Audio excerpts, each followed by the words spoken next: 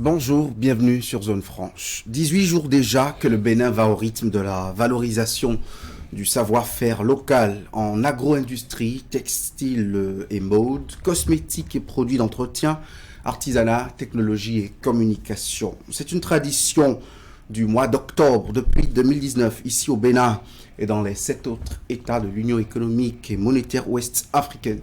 Le mois du consommant local est le sujet en discussion sur Zone Franche ce dimanche. Le thème de l'année est consommer local comme un levier de développement industriel, de compétitivité et de résilience des économies de l'UEMOA.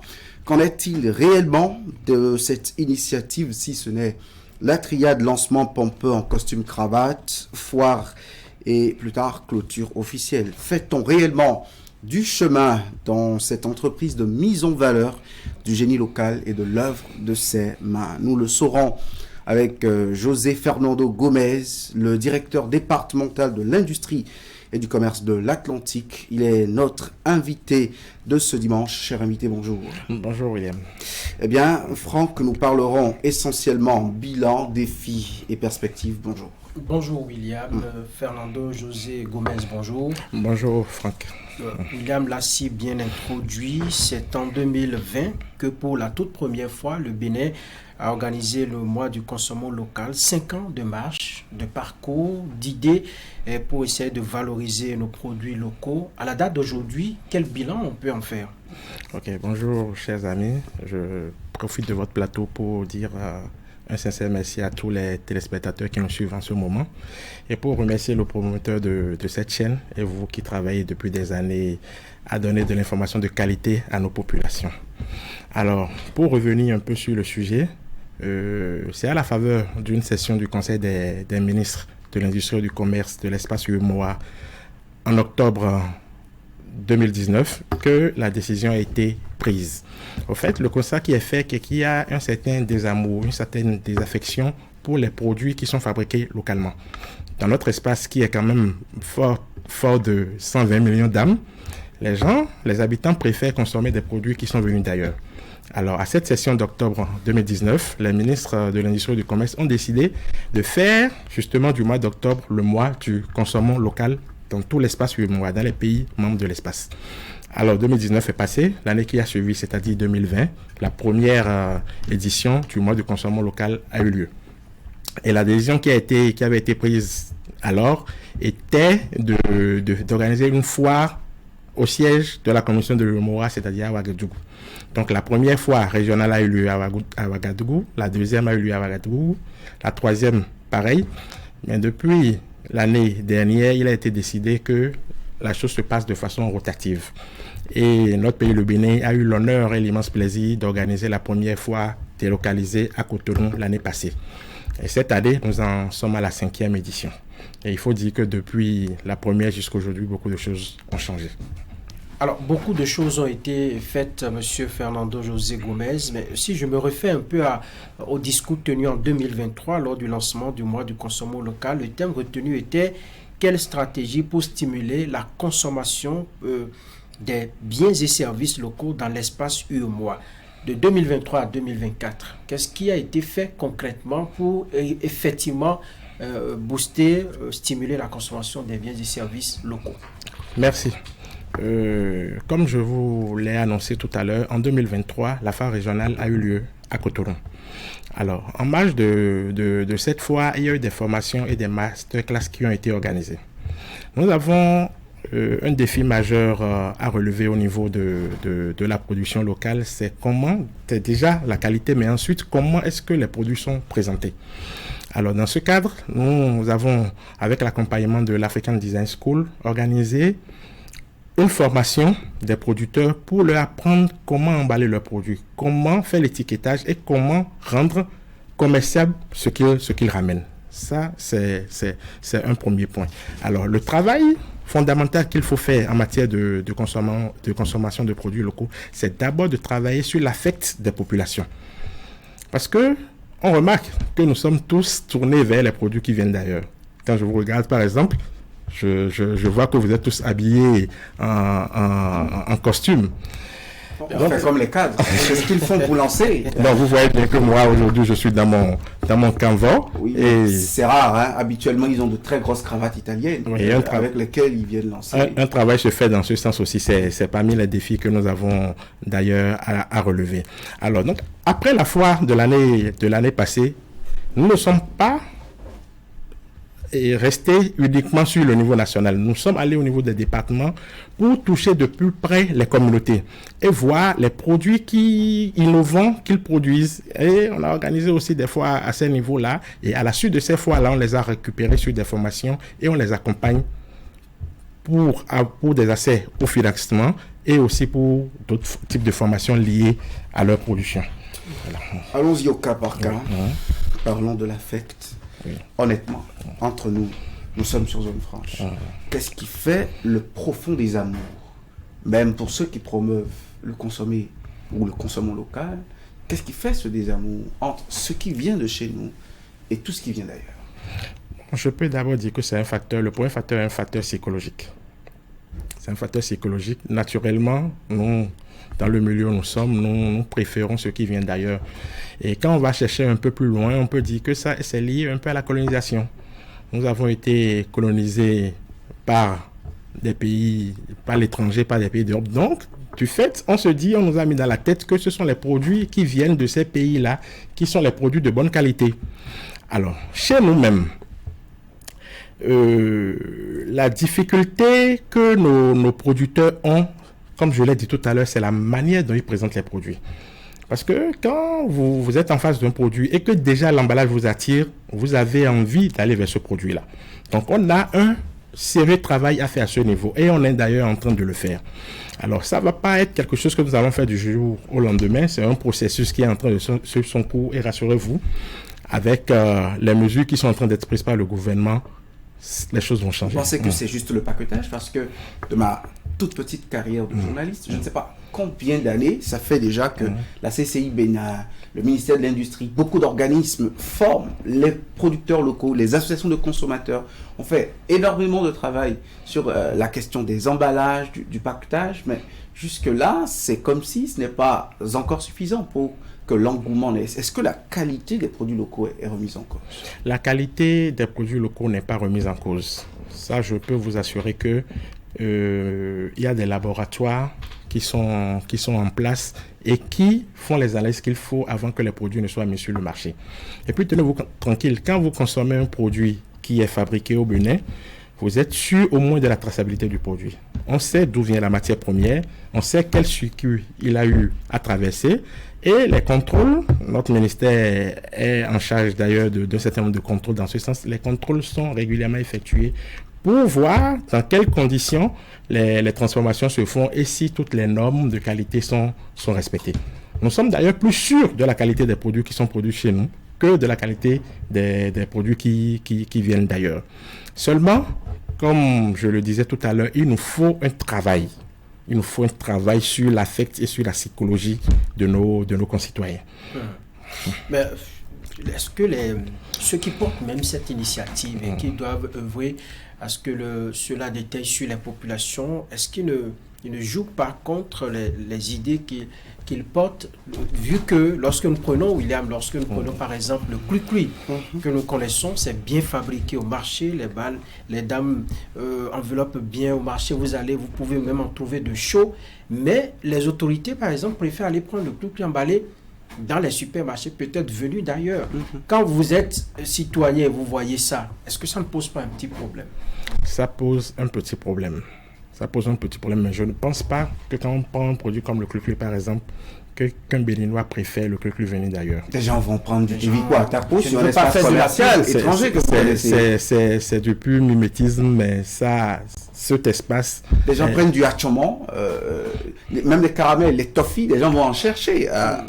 J'ai pas envie de faire de la publicité en citant un espace commercial. C'est compliqué d'évoquer des noms, mais on sait ceux qui vont là-bas un dimanche comme celui-là, on défile avec les enfants, avec les charrettes que vous connaissez, et on préfère aller les prendre là-bas, au lieu d'en prendre au marché pour permettre à la bonne dame de constituer davantage son capital. A priori, a priori, le croup que vous retrouvez dans ces espaces dont vous parlez est produit au Bénin. A priori. A priori, parce Merci d'avoir relativisé. Oui, c'est a priori. Parce que depuis un certain temps, nous travaillons à ce que dans chacun de ces espaces commerciaux, les grandes surfaces qu'il y a au Bénin, qui est quand même un espace strictement dédié aux produits fabriqués au Bénin. Cela aussi contribue de la promotion. Combien de mètres carrés sur les gros espaces? Non, ça dépend. Ça dépend de l'étendue de l'espace. Mais nous sommes en train de travailler à ce que ça aille dans les 20-30%. Eh bien, on va poursuivre ces discussions sur les bilans des 5 éditions du mois du consommation local. Est-ce qu'on a des données, cher José Fernando Gomez, sur l'impact, tant sur le consommateur béninois, tant sur le producteur béninois, tant sur le transformateur béninois, sur l'économie béninoise, le produit national brut? Dites-nous tout sur l'impact, s'il est quantifiable, de cette initiative de l'UEMOA implémentée par le Bénin depuis ces 5 dernières années. Ok, je vous remercie. C'est vrai que je ne suis pas venu ici ce matin avec des données chiffrées, mais je peux déjà vous assurer que la promotion du local est directement en phase avec le programme d'action du gouvernement, le PAG 2021-2026, et en son pilier 2 qui parle de la transformation structurelle de l'économie, AS4, accélération de la croissance économique. Alors, quand nous parlons d'accélérer la croissance économique, il s'agit justement d'augmenter le produit intérieur brut. Oui. Et le produit intérieur brut, c'est le travail de nous tous.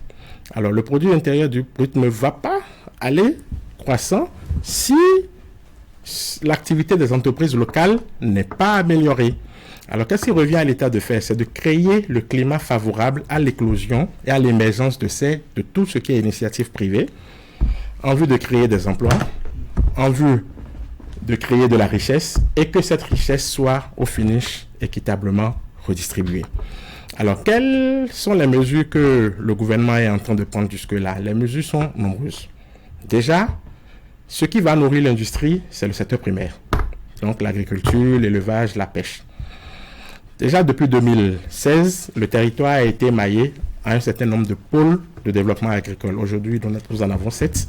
Donc, en fonction des potentialités de chaque pôle, il y a des mesures qui sont prises pour encourager ce que nous avons appelé des filières phares. Alors, déjà, si les agriculteurs, les éleveurs sont accompagnés à travers la subvention des intrants, à travers la mise en place des machines agricoles à des prix vraiment subventionnés, ou même la location pour les labours et pour les récoltes. Une fois que nous avons la matière première, il faut maintenant promouvoir les entreprises, les unités pour les transformer. Alors, quand je prends le cas, par exemple, de la zone industrielle qui a été mise en place à Goudjibé, il y a dans cette zone beaucoup d'unités de production. Si je prends la chaîne de valeur coton uniquement, Goudjibé fait aujourd'hui à peine 12% de la production locale de coton, transforme la production locale de coton. Mais ce que ça donne comme valeur ajoutée, au produit intérieur brut est énorme. À peu près 40 000 tonnes de coton qui sont aujourd'hui transformées à Goudjibé ont multiplié presque par 10 ce qu'il est sorti en matière de valeur marchande, c'est-à-dire les produits finis qui sont sortis. Donc, il est vraiment important pour nous de travailler comme le gouvernement le fait aujourd'hui à ce que les produits agricoles soient transformés sur place pour créer de la valeur ajoutée et plus de richesse. Mais lorsque tout cela est produit, est transformé au plan local, oui, c'est quoi la politique pour permettre aux populations d'absorber, pour permettre aux consommateurs que même les fabricants puissent évacuer ces produits? Il y a ce problème-là qui se pose. Vous fabriquez peut-être du savon au plan local et vous le faites si bien, vous respectez même le dosage et tout, mais pour l'écouler sur le marché, c'est un véritable problème. Qu'est-ce que vous faites dans ce sens? Merci. Aujourd'hui, le gouvernement à travers la pièce, a créé les conditions qu'il faut pour que les entreprises commerciales et industrielles se formalisent. Ça, c'est déjà un premier point. Donc, l'environnement qu'il faut est créé. Ça, Tout c'est est pour facilité. écouler ou c'est pour payer beaucoup d'impôts? Je viens. Non, c'est pas pour payer plus d'impôts parce que quand vous êtes dans le formel, ça vous permet d'avoir accès à d'autres avantages. C'est pour ça que j'ai commencé par la pièce. Quand vous êtes dans le formel, vous êtes normalement constitué. Il y a un guichet unique qui est créé aujourd'hui pour l'accompagnement de tout ce qui est PME. C'est là des PME. Donc, c'est un programme qui a été mis en place qui accompagne de façon effective sur le plan formation et accompagnement financier les entreprises pour leur permettre d'écouler leurs produits. En dehors de ça, aujourd'hui, le ministère est en train de travailler à la mise en place de la stratégie nationale du e-commerce. Et Madame la ministre met un point d'honneur à la mise en place rapide de cette stratégie que nous aurons dans les jours à venir. Parce qu'aujourd'hui, avec les coûts élevés de stockage des produits, il n'est plus indispensable de produire en grande masse et de stocker. Mais vous produisez à la commande et les magasins aujourd'hui sont des magasins virtuels. Donc vous produisez, vous faites votre business directement sur le net, vous avez votre commande, ce qui réduit les coûts de stockage, ce qui réduit les délais et permet une compétitivité de vos produits et de votre business. Le produit béninois, Oui. vous connaissez notre échelle d'industrialisation, vous connaissez le niveau où il est aujourd'hui. De façon concrète, est-ce que le produit béninois est vendable? Est-ce qu'il a la notoriété? Est-ce qu'il a le lobbying qu'il faut pour se faire adopter d'abord ici avant de parler d'exportation? Parce que je vous ai entendu parler du coton. La première destination tout de suite, c'était l'exportation. On sait que c'est l'objectif qui était visé quand on mettait en place la zone industrielle, c'est davantage pour l'exportation. Mais est-ce que vous pensez qu'on a de quoi convaincre les marchés d'ici d'ailleurs? Les produits qui sont fabriqués au Bénin sont aujourd'hui des produits de qualité parce que nous avons les laboratoires qu'il faut pour faire le contrôle. Alors, pour ce qui est de l'international, nous avons une diplomatie assez agressive qui est déployée. La preuve en est qu'aujourd'hui, la FIFA, qui est la première structure du football au monde, qui vient acheter chez nous, qui vient faire fabriquer qui fait produire ses maillots au Bénin. Le Bénin participe aussi à beaucoup d'expositions à l'international, telles que la foire de Shanghai, sur laquelle l'ananas béninois a été reconnu comme un produit phare. Aujourd'hui, nous avons un contrat de plusieurs millions de dollars avec Shanghai sur l'exposition. Et les premiers conteneurs d'ananas ont déjà commencé à être livrés. D'accord. Allez, lorsque nous restons avec les produits du Bénin, lorsque vous participez au foire, moi j'y suis un peu habitué, quand vous voyez, disons, le pavillon destiné aux Nigériens, vous le savez, aux Burkinabés, surtout avec le pain que vous avez porté, vous savez que les Burkinabés, ils en fabriquent également. Vous allez au niveau du pavillon réservé aux Maliens, vous remarquez que c'est des Maliens à cause de leurs produits. Mais le Béninois, lorsqu'il se déploie, ou les Béninois, lorsqu'ils se déploient sur ces foires-là, qu'est-ce qui fait la marque béninoise? Qu'on sache que, arrivé à tel endroit, on peut reconnaître dans 1000 produits le produit du Bénin. Quel est le travail qui est fait dans ce sens par disons, les autorités? Non, en fait, chaque zone a des produits phares. Quand vous parlez de Burkina, par exemple, quand vous voyez le Faso d'Ambani, vous savez que ça, c'est le Burkina. Quand vous voyez notre canevas local, vous savez que ça, c'est du Bénin. Mais nous n'avons pas encore travaillé à avoir une marque ou un élément d'identification propre au Bénin. Parce que nous n'avons pas assez de choses qui nous valorisent. Dans Fanny, vous parlez par exemple des Burkinabés. Oui. Ça, c'est le label, même jusqu'à la tribune des Nations Unies. Ils le portent. Vous pensez qu'on n'a pas des potentialités qu'on peut prioriser, mettre en avant? Et comme Franck le disait, toutes les fois que de loin, on verrait ces choses sur un stand, on se dira, là, c'est une exposition béninoise. Si, quand on voit le canevas, par exemple, on sait que c'est une exposition béninoise. Quand on voit notre ananas, on sait que c'est un ananas qui vient du Bénin, qui est géographiquement tracé, l'ananas du plateau d'ananas, le pain de sucre. On a de ces produits-là, par lesquels on peut identifier. Est-ce qu'il n'en faut pas beaucoup plus? On y travaille. On y travaille. Allez, ça nous a permis de commencer par parler des mécanismes et politiques publiques pour booster les produits locaux. Mais au bas de l'échelle, nos bonnes dames qui sont dans les quartiers, qui n'ont pas de gros moyens pour produire, aller au niveau des foires commerciales, des expositions telles que vous en avez parlé tout à l'heure, qu'est-ce qui est prévu pour ces mini-producteurs-là?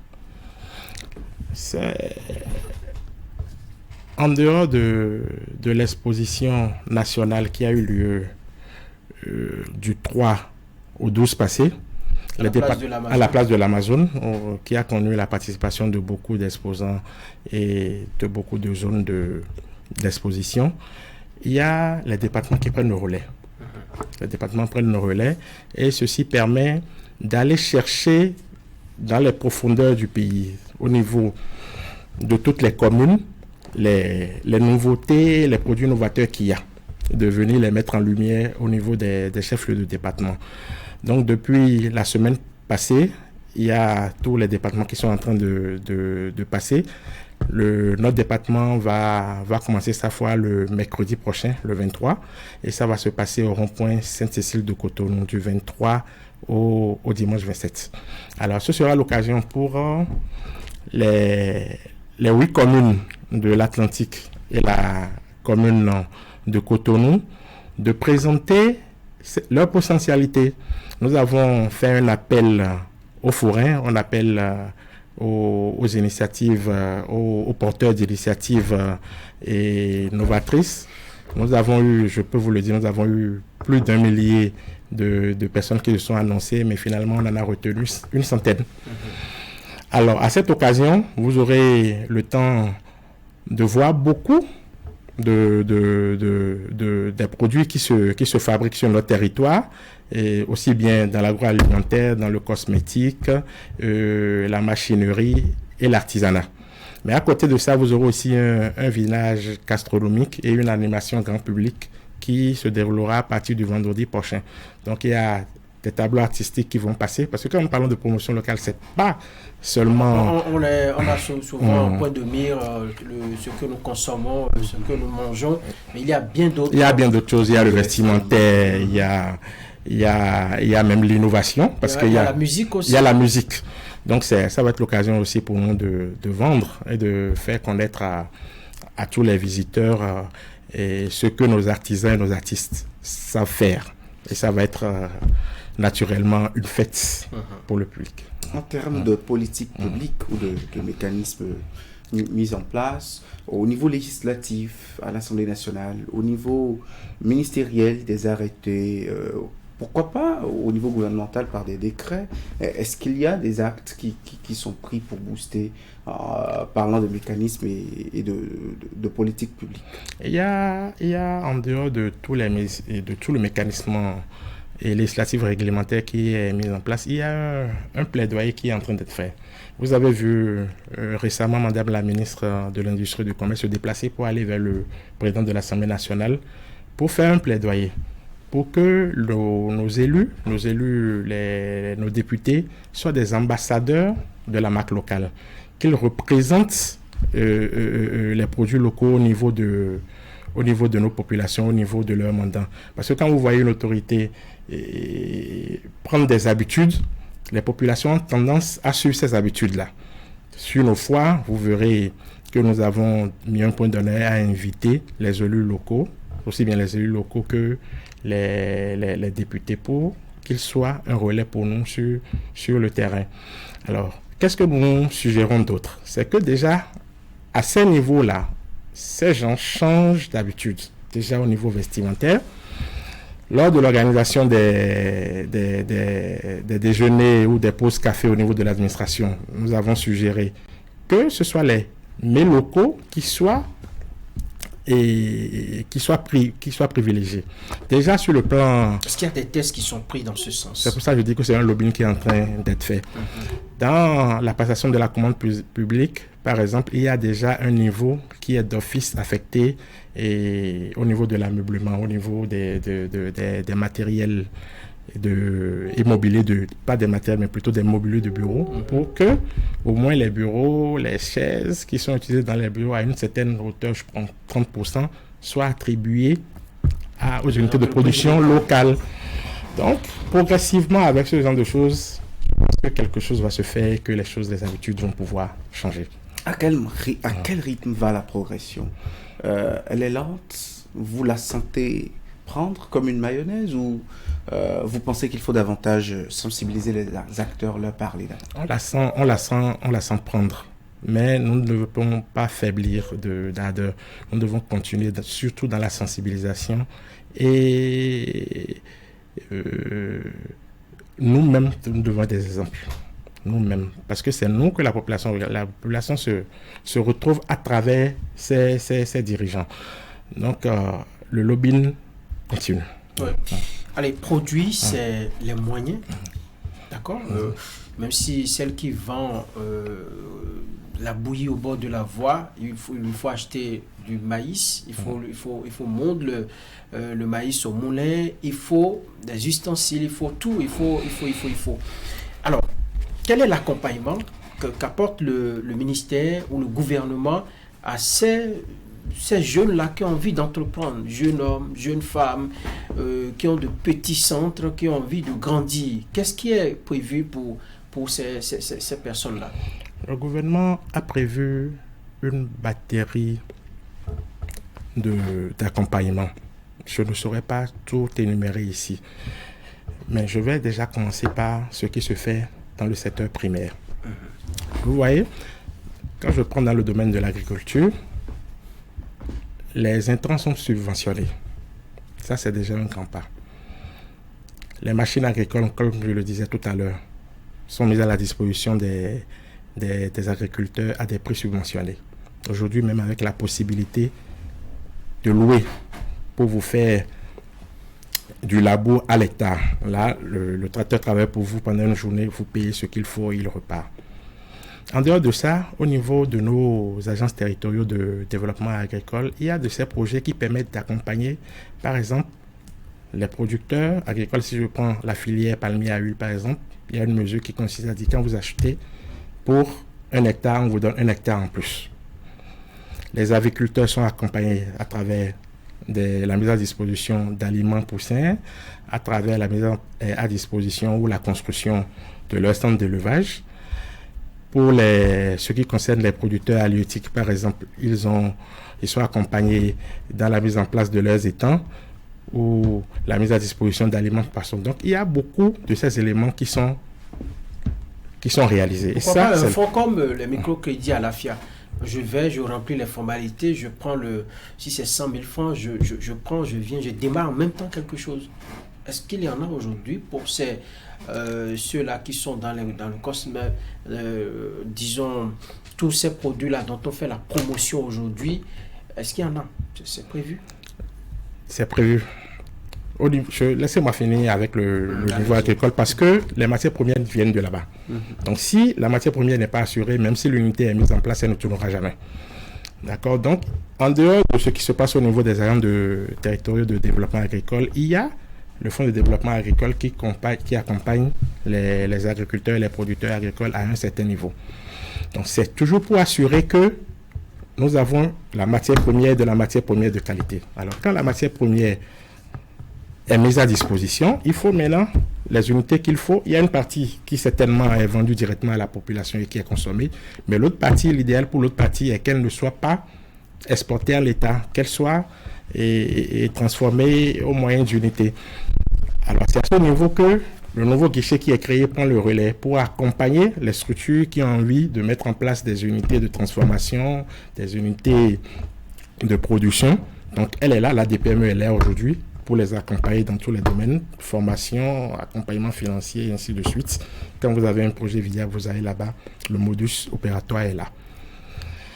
Donc quand tout ça mis ensemble est fait, il nous revient maintenant de trouver le marché qu'il faut pour écouler ces produits-là.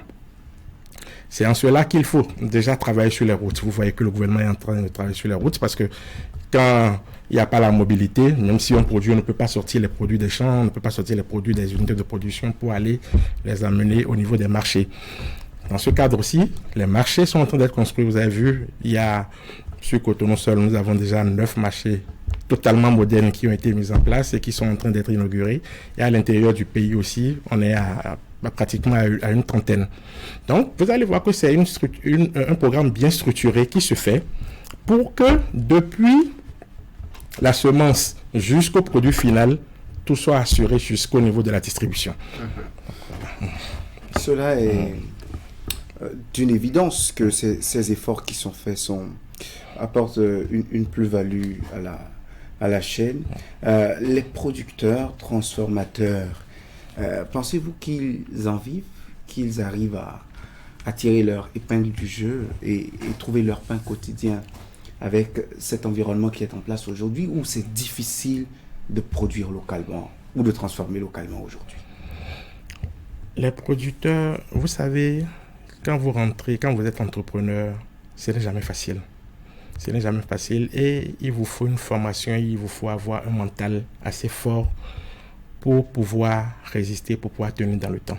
Parce que vous ne pouvez pas estimer entreprendre aujourd'hui et tout de suite bénéficier. C'est pour ça que les mécanismes financiers sont sélectifs. C'est pour cela que là, les PME, le FNDA, ce n'est pas forcément pour tout le monde. C'est normal que les mécanismes financiers soient sélectifs parce que par le passé, on a vu un peu ce qui s'est passé.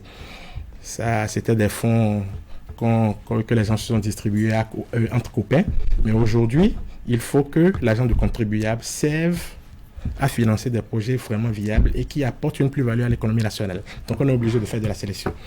Donc, quand vous passez le fait de cette sélection et que vous êtes sérieux, au bout de quelques mois, au bout de 3 années, vous commencez à vous retrouver. Parce qu'un business, quand vous le mettez en place, il faut compter au moins 3 ans pour espérer commencer à en tirer des profits. Donc, c'est déjà heureux que l'environnement et que le climat des affaires qu'il faut ait été mis en place. L'État, en tout cas aujourd'hui, est en train de jouer son rôle. Il reste aux individus d'user de leur génie, d'avoir les idées qu'il faut, d'avoir les idées novatrices pour créer les entreprises qu'il faut, les gérer avec sérieux et avec beaucoup d'efficacité pour qu'en bout de tienne, le résultat escompté soit là.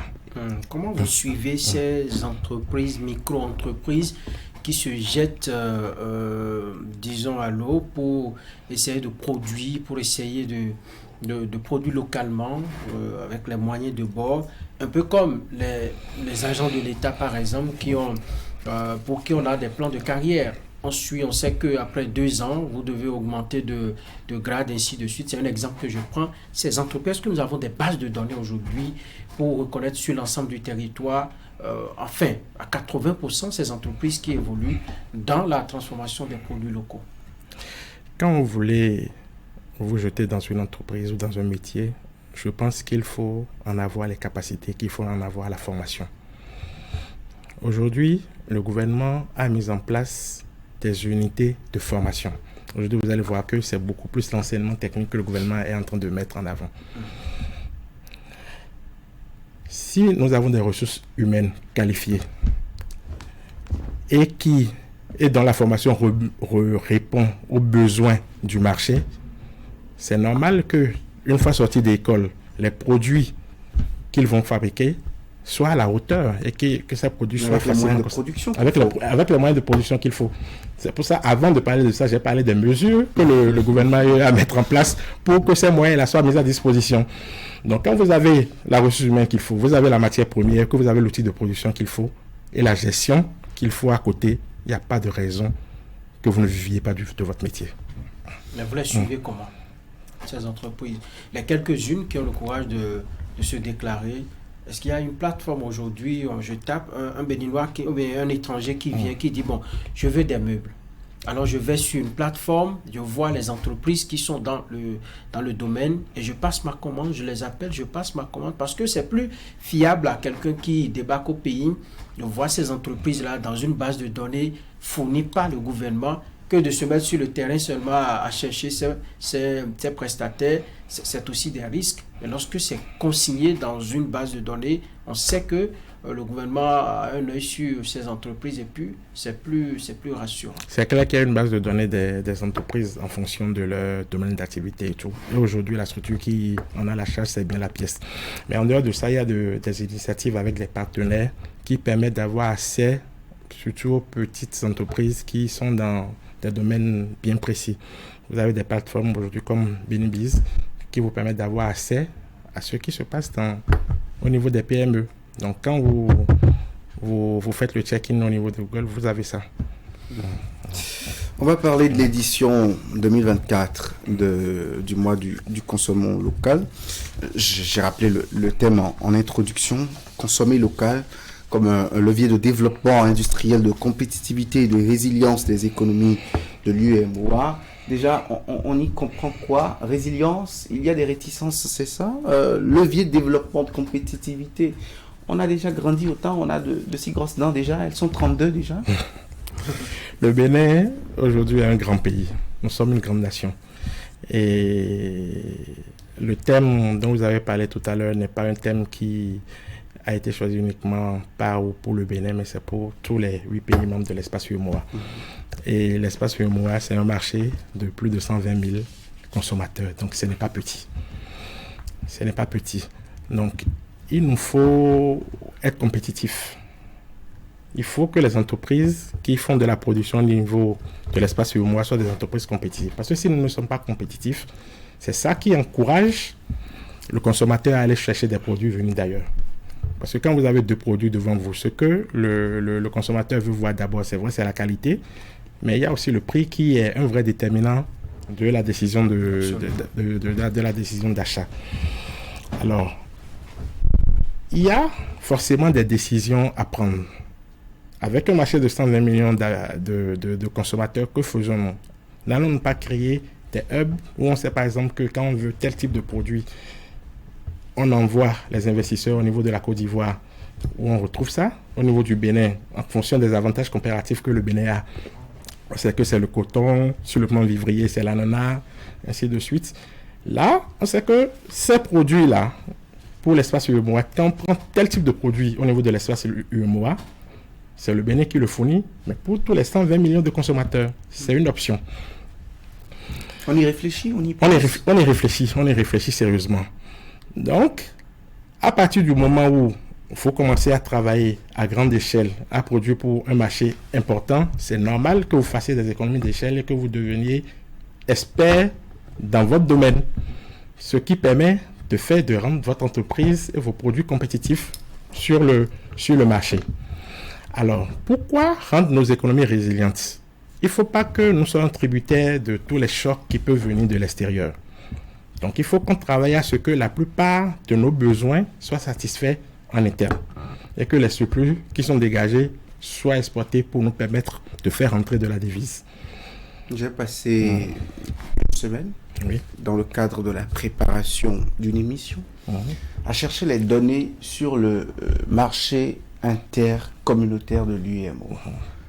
L'exportation sur le marché européen, sur d'autres marchés, est documentée avec des données actualisées dans le temps jusqu'en 2023. Mais apparemment, nos cadres dans l'UEMOA ne savent même pas combien nous commerçons entre nous si nous sommes 120 millions, comme vous le dites. Est-ce que le consommons local de l'UEMOA ne devrait pas commencer par là? Tout à fait, c'est pas comme si ça ne commençait pas par là. Aujourd'hui, les gouvernants ont conscience de l'importance des statistiques. Si nous n'avons pas une base de données statistiques fiable, nous ne pouvons pas faire des prévisions et savoir là où nous allons. Et vous savez avec quelle rigueur le gouvernement du président de la République travaille. Il n'y a aucun projet, il n'y a aucune décision qui ne soit prise sans en amont une étude sérieuse. C'est pour ça que généralement tout ce qui est entrepris réussit. Même si... C'est vous qui le dites. Ça se voit, même quand... Mais est-ce que ce sont des données qu'il faut rechercher, par exemple, dans le petit sac d'un enfant de C qui vient de commencer avec tout l'appareil qu'on lui connaît? C'est des choses qui devaient être visibles avec l'évolution des TIC aujourd'hui. On ne devrait plus souffrir pour avoir ces données. C'est de ça que William... Le gouvernement y travaille. Le gouvernement y travaille. Aujourd'hui, on est en train de mettre en place un data center national. Donc, c'est beaucoup de choses. Vous savez, un retard qui a été accumulé depuis des années. C'est pas. Cela ne voudra pas dire que ce n'est pas représentatif, qu'on n'échange pas vraiment entre nous, entre pays de l'UEMOA. Vous l'avez dit, il y a très peu de marques nationales reconnues comme telles pour chaque État. Mais en dehors de cela, est-ce que nous ne prenons pas notre temps à produire pour les autres et à ne jamais produire ce dont nous avons besoin et donc à ne pas commercer? Là-dessus, vous avez totalement raison. Là-dessus, vous avez raison parce que avant même de produire, nous devions être en mesure d'évaluer quels sont nos besoins. Quels sont les produits dont notre population a besoin. C'est ça que nous produisons d'abord. Et c'est quand nous finissons de satisfaire nos besoins locaux que nous pensons mener à déverser le reste sur le marché, sur le marché extérieur. Parce que n'oubliez pas que nous sommes quand même à l'ère de la mondialisation, que nous ne pouvons pas vivre en vase clos. Les échanges sont importants parce que nous sommes un État parti aux institutions internationales telles que l'OMC. Donc nous ne pouvons pas dire que nous restons dans notre carré là et que nous allons tout faire par nous-mêmes. Donc, en faisant l'effort de compétitivité, la compétitivité est aussi valable au sein de l'espace qu'à l'extérieur. Parce que si nous avons des produits qui sont compétitifs au sein de l'espace, nous travaillons aussi à ce qu'ils soient compétitifs face aux produits hors espace. Quelle place occupe la communication dans tout ce que vous faites? Nous voyons des compatriotes qui se déploient, qui vont à l'extérieur pour exposer nos produits. On voit des communicateurs ou des journalistes d'autres pays qui vont avec les autres, mais nous, jamais nous n'y allons. C'est sur les réseaux sociaux qu'on nous jette quelques images. On sait que, par exemple, une exposition qui est allée, qu'on est allé faire en France, au nom du Bénin, c'est normal que la presse nationale participe à une telle exposition. Mais là, on ne voit rien. Qu'est-ce que vous organisez? Qu'est-ce que vous faites dans ce sens-là? Parce que nos produits, quelle que soit leur qualité, s'il n'y a pas la communication qui suit, les gens ne seront pas informés. C'est les pauvres entrepreneurs qui font quelques visuels sur les réseaux sociaux, qui sont sur TikTok matin, midi et soir, qui font des lives au mépris des heures de sommeil qu'ils doivent prendre, ainsi de suite. Mais ça ne suffit pas. Il faut un accompagnement national en termes de communication, ce qu'on ne voit pas. La communication est un facteur très important de développement. Parce que quand j'espère que vous allez oui, c'est que c'est pour les démonstrations ce que vous réalisez quand c'est vrai que par modestie des fois on se dit il faut pas en parler, mais le monde dans lequel nous vivons aujourd'hui nous impose d'apprendre à parler de ce que nous faisons pour que tout le monde soit au même niveau d'information. Et aujourd'hui le gouvernement en a pleine conscience. C'est vrai qu'au début on s'est dit il faut laisser les actes parler, mais aujourd'hui, même au sommet de l'État, nous avons conscience de ce qu'il faut communiquer sur ce que nous faisons. Donc, ce que vous venez de dire, je pense que c'est tombé dans les bonnes oreilles et que les dispositions seront prises les jours à venir. Ce que vous faites déjà le mercredi prochain, oui. Qu'est-ce que vous organisez autour comme communication? Je sais, le lancement sera fait et puis c'est fini, on range les micros et caméras. C'est-à-dire, on demande aux journalistes de faire le reste. Ça ne se passe pas comme ça en termes de communication. Comment vous organisez tout cela pour que les gens soient vraiment informés? Je suis sûr que après cette émission, vous allez recevoir encore des demandes où les gens vont courir pour dire est-ce que c'est possible qu'on y participe encore? Il y a toute une stratégie qui est mise en place derrière l'événement qui aura lieu à partir du 23 prochain. C'est vrai, nous avons une communication média que nous faisons, institutionnel classique que nous faisons. Le reste délaissé aux exposants qui s'en chargent. Non, les journalistes viennent chercher l'information. Non, pas du tout. En dehors de ça, vous voyez aujourd'hui les gens sont beaucoup plus portés vers les réseaux sociaux.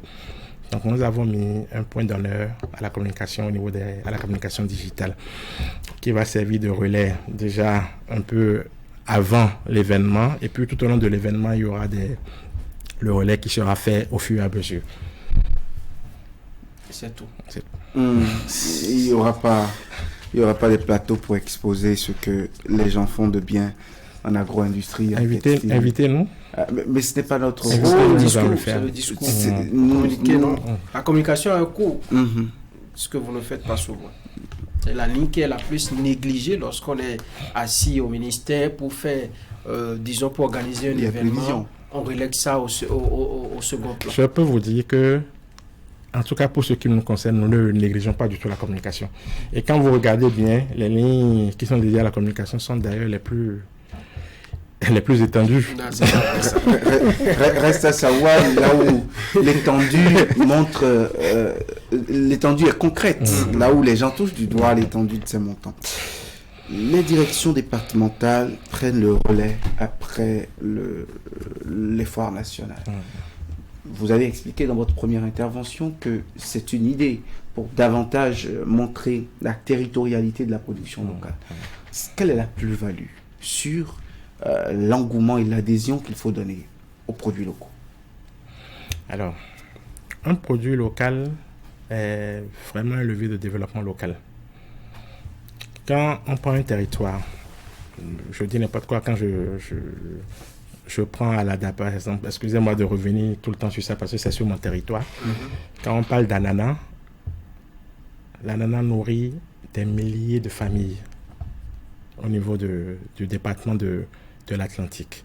Et heureusement, aujourd'hui, nous sommes arrivés à en faire une chaîne de valeur.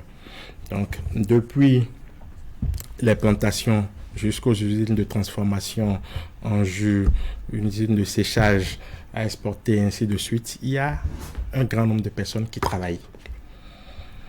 Donc, il y a de la plus-value qui est créée, il y a de la richesse qui est créée, il y a des impôts qui sont payés à l'État. Et vous savez avec moi que notre budget est en grande partie fiscal. Donc, c'est sur la base de ces impôts, certainement, qu'on aura les routes, qu'on aura des centres de santé, qu'on aura des hôpitaux, qu'on aura des écoles. Donc, c'est important que nous mettons un accent particulier sur la production locale parce que c'est elle qui est la source de richesse pour nous, aussi bien pour les communautés à la base que pour l'État central. Des défis et perspectives, Franck, si vous le permettez, on va aborder ce dernier axe dans ces 10 dernières minutes que nous avons courant cette émission. Eh bien, dans la production locale, dans la transformation locale, et dans la promotion du produit fini de chez nous, à chacun de ces niveaux aujourd'hui, quels sont les goulets d'étranglement? Alors, les défis sont nombreux. C'est vrai qu'au fur et à mesure qu'on avance, on essaie de les relever et de trouver des effets, des atténuations à ça. Déjà, au niveau de la matière première, comment faire pour que la matière première existe, c'est-à-dire soit déjà produite et qu'elle soit rendue disponible. Et les mesures qui sont prises par rapport à ça, je pense que je les ai à peu près énumérées tout à l'heure. Une fois que la matière première est disponible, il faut maintenant l'outil de transformation. Ce n'est pas forcément des choses que nous avons sur place, c'est des fois des choses qu'il faut, des machines qu'il faut exporter, mais la stratégie du gouvernement aujourd'hui est au travers des lycées d'enseignement technique qui sont en train d'être créés, de former des jeunes à pouvoir créer les outils capables de transformer les produits que nous avons sur place. Donc à terme, peut-être d'ici 5-10 ans, nous aurons des cadres, des ingénieurs capables de produire des machines qui nous permettent de faire la transformation locale. C'est pas qu'il n'y en existe pas déjà, il y a beaucoup d'ingénieurs qui sont sortis du CPU, qui ont créé des machines aujourd'hui, des machines qui transforment la noix de palme. On en produit sur place, même les machines pour transformer l'ananas en jus se produisent sur place, mais on en veut davantage parce qu'on a des produits comme le cajou aujourd'hui qui sont en plein essor et ce sont des produits qui créent beaucoup de richesse parce que rien ne se perd sur ces produits-là. Forte valeur ajoutée. C'est des produits à forte valeur ajoutée. Donc, on doit mettre un point d'honneur sur la formation des acteurs. Je pense que le gouvernement a très bien compris ça et à divers niveaux, aussi bien au niveau des lycées agricoles, même les artisans qui sont aujourd'hui dans les ateliers en train de travailler, on a prévu des certificats de qualification au métier pour eux afin qu'ils soient des gens bien formés qui répondent aux exigences du marché. En dehors de ça, le deuxième défi, c'est la qualité. La qualité. Donc, et pour ça, il faut toujours l'accompagnement de l'État. C'est vrai, quand les opérateurs économiques et les producteurs sont sensibilisés, il faut maintenant que l'État mette en place les laboratoires qu'il faut et veille au respect des normes pour que les produits, une fois... Pour qu'on ne sorte pas nos produits des rayons de France parce que quelqu'un n'a pas fait un contrôle quelque part où une machine est en panne. En tout cas, le contrôle qu'il faut est mis en place aujourd'hui. C'est vrai que des humains peuvent faire des erreurs, mais quand c'est le cas, vous voyez bien que le gouvernement ne marchande pas ses efforts sur ça, les sanctions tombent automatiquement. Alors, le dernier élément qui reste aussi un défi pour nous, c'est l'empaquetage, l'étiquetage et l'emballage. C'est un facteur très important dans la décision d'achat. Quand vous voyez un produit, la première des choses qui peut vous emballer, qui peut vous envoyer vers le produit, c'est son emballage, c'est la façon dont il est présenté. Et heureusement qu'aujourd'hui, nous avons au Bénin des écoles spécialisées qui peuvent accompagner nos entreprises sur comment ils présentent leurs produits, sur le design. Et le gouvernement, au travers du ministère de l'Industrie et du Commerce, organise de façon très répétitive des formations pour les petites entreprises avec cette institution-là, ce qui leur permet d'améliorer la qualité des emballages qu'ils produisent. Et dans le même ordre d'idée aussi, aujourd'hui, nous avons des entreprises qui sont spécialisées dans la confection d'emballage, aussi bien au niveau de la zone industrielle de Glodibé que de Sémé. Donc, tout ça se fait aujourd'hui au pays. Donc, quand vous finissez de fabriquer votre produit aujourd'hui, vous n'avez plus à réfléchir pour dire où est-ce que je vais trouver l'emballage. Ça se fait aujourd'hui sur place. Donc, ça, c'est rapidement dit les défis qui nous attendent les jours à venir pour rendre nos produits réellement compétitifs sur le marché. Maintenant, comment travaillons-nous à l'abaissement des coûts? Oui. Parce que ça aussi, c'est un élément très important. Alors, pour arriver à ça, déjà que la matière première est disponible, il faut faire en sorte qu'elle soit livrée à un coût vraiment compétitif. Parce que le pouvoir d'achat des consommateurs locaux également, il faut en tenir compte. On est obligé d'en tenir compte. C'est pour ça que vous verrez que le gouvernement a pris un certain nombre de mesures.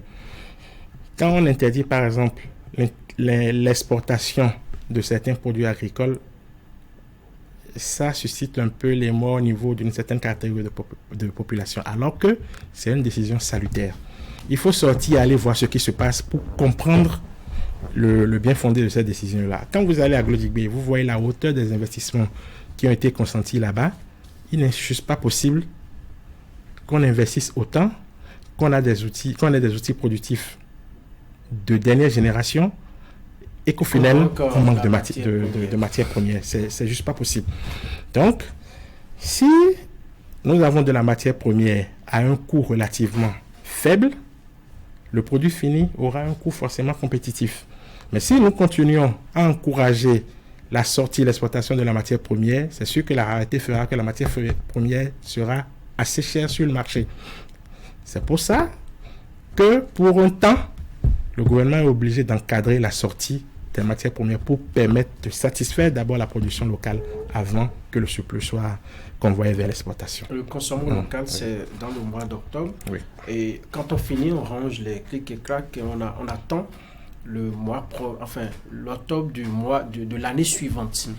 Comment faire pour rendre un peu, pour pérenniser les effets, pour capitaliser, ce que nous avons obtenu au cours de ce mois, de cette édition, sur les 12 prochains mois, jusqu'à l'édition prochaine. Comment capitaliser tout cela pour qu'on ne perde pas les habitudes? Parce que quand le mois d'octobre finit, allez, on continue avec les anciennes habitudes et puis on attend l'année suivante. Merci Franck, ça ne se passe pas exactement comme ça. Quand le mois du consommation local finit, c'est vrai que c'est un mois qui est dédié à la chose au niveau de l'espace mois, mais tous les jours sont un jour de consommation local pour nous, en tout cas au ministère de l'Industrie et du Commerce. Et la ministre est ferme sur ça. Tout ce qui est initiative locale est encouragé et suivi de près. Alors, quand nous aurons fini la foire, si je prends ce qui se passe au niveau national, il y a des panels de discussion et des forats qui continuent le long de l'année. Au niveau départemental, ça ne se passe pas, ça c'est théorique, ça ne se passe pas dans les discussions là-bas, c'est à la base. Comment faire pour que les gens mangent? Oui, c'est à ça que je viens. Oui. C'est à ça que je viens. Au niveau départemental, les forains Dès qu'ils auront fini la foire, la semaine qui va suivre, on va organiser à leur attention une formation sur le e-commerce. Il faut comprendre que c'est pour les aider à avoir les rudiments qu'il faut pour pouvoir vendre leurs produits au Bénin, même au-delà. Maintenant, en partenariat avec les autres directions départementales, notamment celle de la microfinance, nous voyons comment les accompagner par exemple ceux qui ont des besoins de financement à travers le microcrédit à l'AFIA ou à travers le FTA pour ceux qui sont dans le secteur purement agricole et autres. Donc, pour ce qui nous concerne pour le moment, c'est ce que nous faisons. Et la sensibilisation, c'est de tous les jours. Voilà. Encore 2 petites minutes. Est-ce que vous avez bon espoir qu'un jour, on ne parlera plus d'initiative du mois de consommation local et que nous allons véritablement consommer les produits de chez nous? Nous avons très bon espoir. Dans un siècle, dans 20 ans, dans 1000 ans, nous avons très bon espoir que très bientôt, et quand je dis très bientôt, c'est peut-être même dans moins de 10 ans, les Béninois et les Africains comprendront qu'il faut prioritairement, on n'a pas dit exclusivement, prioritairement consommer les produits qui viennent de chez eux. Quel riz consommez-vous, monsieur le directeur? Je n'ai pas envie d'appeler une marque, mais je consomme du riz fabriqué au Bénin. Si c'est local, c'est tant mieux. Est-ce que vous savez qu'aujourd'hui, nous avons des usines de production de riz chez nous? À Glazoué, à Malanville, un peu partout. Oui, pas plus tard qu'hier, j'étais avec une des entreprises qui produisent du riz parce qu'il faut qu'il soit sur ma foire. Et j'achète tout chez eux.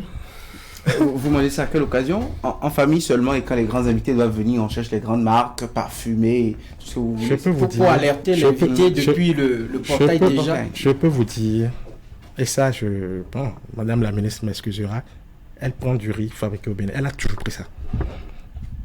Je peux vous le dire. Elle a toujours pris, elle ne prend que ça. Donc si chaque Béninois, chaque responsable à son niveau faisait pareil, c'est des riz de très bonne qualité. C'est-à-dire, au fait, c'est parce que nous ne prenons même pas la peine de regarder ou d'essayer ce qui se fait chez nous que nous avons tendance à toujours aller vers la production. On peut la main sur le cœur le dire, parce que notre bourse d'ailleurs ne nous permet pas d'aller là où vous allez. Et donc nous, on consomme localement. Il faut qu'on commence à essayer de consommer local. Quel que soit le niveau de finition du produit, allons vers le produit local.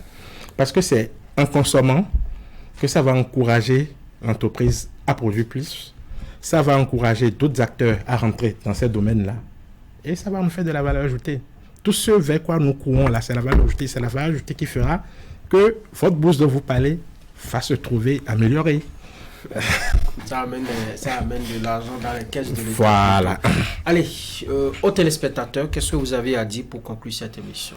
Aux téléspectateurs, je voudrais déjà dire merci pour leur attention et leur dire qu'il y a beaucoup de merveilles qui se produisent au Bénin du président Patrice Talon.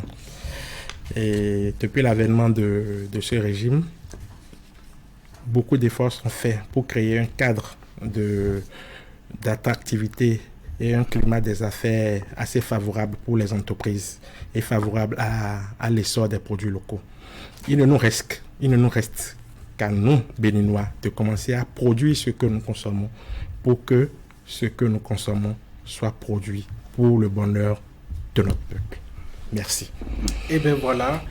Merci Fernando José Gomez. Il est le directeur départemental de l'industrie du commerce du département de l'Atlantique. Notre invité sur Zone Franche aujourd'hui, nous avons parlé mois du consommation local, bilan et défis. C'était le thème de ce numéro de Zone Franche. Nous avons parlé du bilan des éditions du mois du consommation local au Bénin, les mécanismes politiques publics mis en place pour booster les produits locaux, les particularités abordées cette année, et puis nous avons parlé des défis et des perspectives concernant cette initiative. Un cadre de l'UEMOA disait l'année écoulée, la promotion des produits locaux doit constituer un instrument de l'Union pour lutter contre la pauvreté, faciliter une meilleure insertion dans le système commercial mondial et mieux faire face aux nouvelles donnes introduites par les mutations sur le continent, notamment la mise en œuvre de l'accord sur la zone de libre-échange continentale africaine, la ZLECAf. Mesdames et messieurs, merci de nous avoir suivis. Merci à toute l'équipe de réalisation de cette émission. On se reprend, William et moi, et un autre invité dimanche prochain quand il sonnera 10h30.